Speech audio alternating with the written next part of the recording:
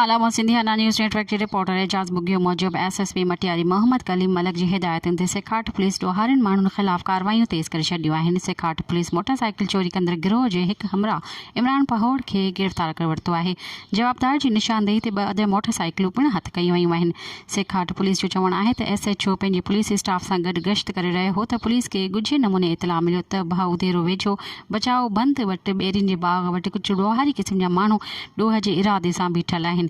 जॾहिं पुलिस ॼाणायल हंध ते पहुती त हिकु हमराह ॿेरियुनि जे बाग़ जो लोढ़ो टुपी रहियो हो त उनखे पुलिस पंहिंजी हिरासत में वठी पुछा ॻाछा कई त गिरफ़्तार थियल पंहिंजो नालो इमरान पहोड़ ॿुधायो। संदसि निशानदेही ते 2 अदद मोटरसाइकिलूं पिणु हथ कयूं वयूं आहिनि। गिरफ़्तार थियल हमराह हैदराबाद जी आर कॉलोनी जो रहवासी आहे। संदसि वास्तो मोटरसाइकिल ऐं गाॾियूं फुर कंदड़नि जे टोले सां आहे। गिरफ़्तार कयल हमराह मथां सेखाट थाणे ते केस दाख़िल कयो वियो आहे। पुलिस पारां वधीक जांच जो अमल हलंदड़ आहे।